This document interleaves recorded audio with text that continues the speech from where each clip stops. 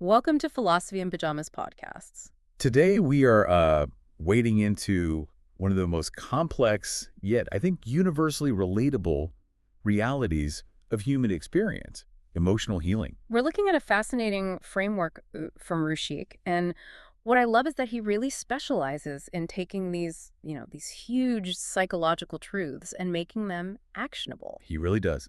Yeah. And his framework cuts right to the chase, explaining why healing feels so incredibly difficult. Right. It's not a straight road, is it? It's much more like, like trying to run a meeting in a crowded room where every past version of you is shouting over each other. That is the perfect analogy. You think you're one person, one adult, starting this journey, but then you realize you're actually carrying like three distinct and very wounded personalities all at once. And that complexity, I think that's where the road to peace is never, ever linear. It can't be. So let's introduce this internal committee, because Rushik outlines this core conflict between three really demanding voices. First up, you have the inner child. Yeah. And this part wants just one thing, really. Unconditional love, safety, acceptance, no strings attached. Then you've got the teen self.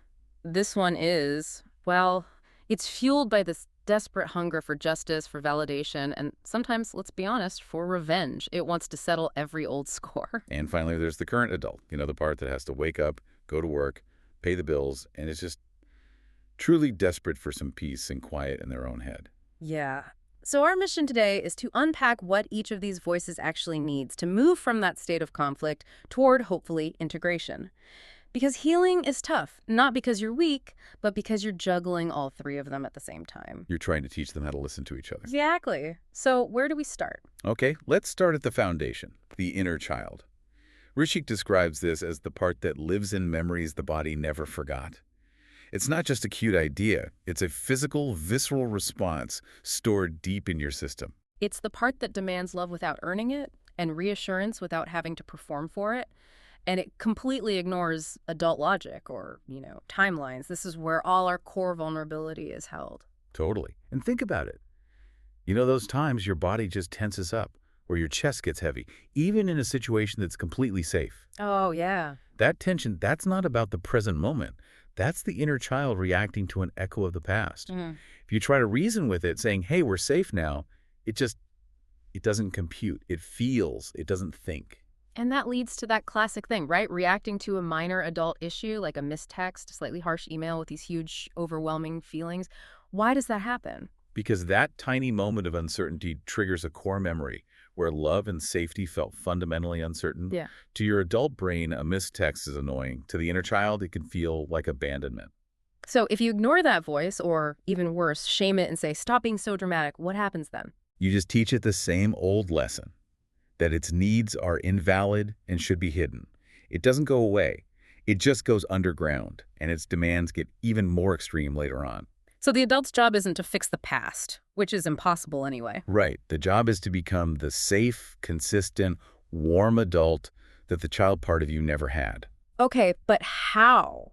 I mean, practically speaking, if I'm having a panic attack over a work email, what's the actual step I can take in that moment? It's an intentional intervention of comfort. You have to interrupt the spiral. Maybe you put a hand on your heart, you take 3 slow breaths, and you actually say out loud, I see you. You are loved right now, no matter what that email says, we are safe. You're building a new memory, one small act at a time. You're building consistency. Yeah. And that is what finally quiets that core fear. I love that. You're becoming your own reliable guardian, but of course, just when you get the inner child to settle down, that's when the next voice usually bursts in, right? Full of anger and resentment. And that brings us to the teen self. Sharp, reactive, and often deeply misunderstood. This part is just full of stored anger because it remembers exactly what it felt like to be powerless. It has the receipts. It has a detailed list of every time it was dismissed or misunderstood or controlled, and it wants justice. And we have to be clear here. This part isn't evil. It's fiercely protective. It learned early on that being soft and vulnerable just invited more hurt, so it chose fire.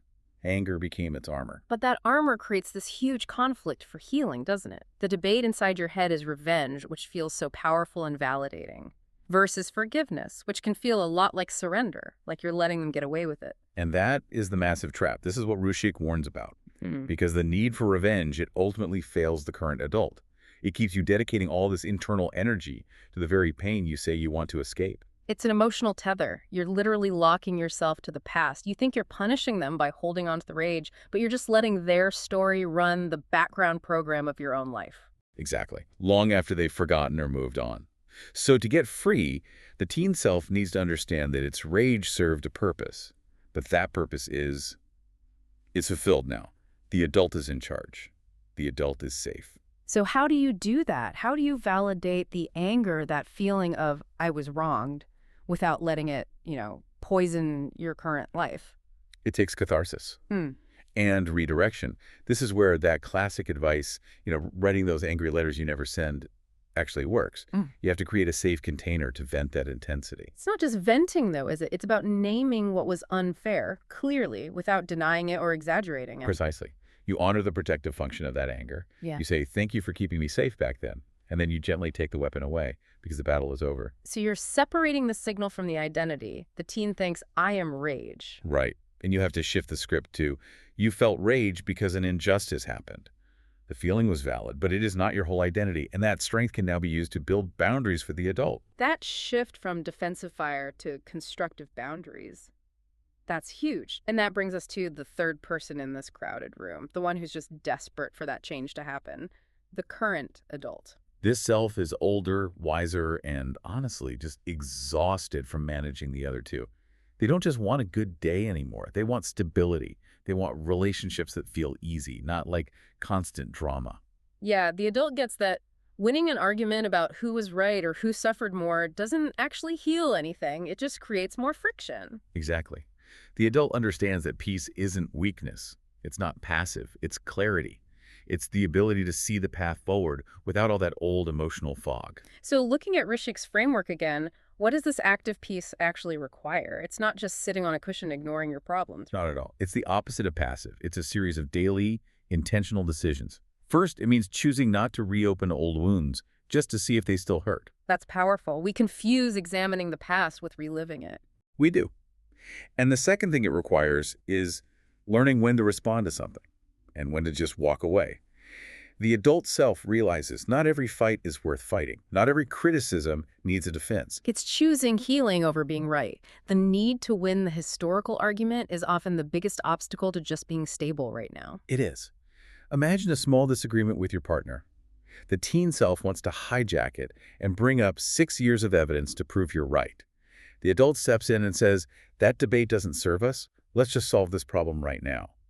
They prioritize peace over proving a point. So you have these three forces pulling in different directions. The child wants comfort, the teen wants control, the adult just wants release. So how do we get them to stop fighting and actually work together? Well, integration isn't about choosing one voice over the others. It's about becoming the conductor of the whole orchestra. You have to give each part what it actually needs. Okay, so let's break down those pillars of integration, the actionable steps. This is where the theory becomes practice for anyone listening. Okay, first, for the inner child, the action is to allow love without conditions.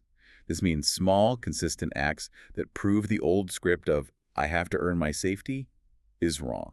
What does that look like on a normal Tuesday? It looks like speaking kindly to yourself when you mess up. It looks like letting yourself have a simple joy without feeling you have to deserve it. And crucially, it's about receiving a compliment or care from someone without immediately thinking about how you're going to pay it back. You're just constantly reminding the child, you are safe now. Unconditionally. Then, second pillar, for the teenager. Validate the anger, but separate it from their identity. Right. You acknowledge the anger was a valid signal. And then you channel that incredible energy. You tell the teen, that rage was needed then, but your strength is better used now to protect the adult's boundaries, not to fight old ghosts. And the third pillar, for the current adult. Protection.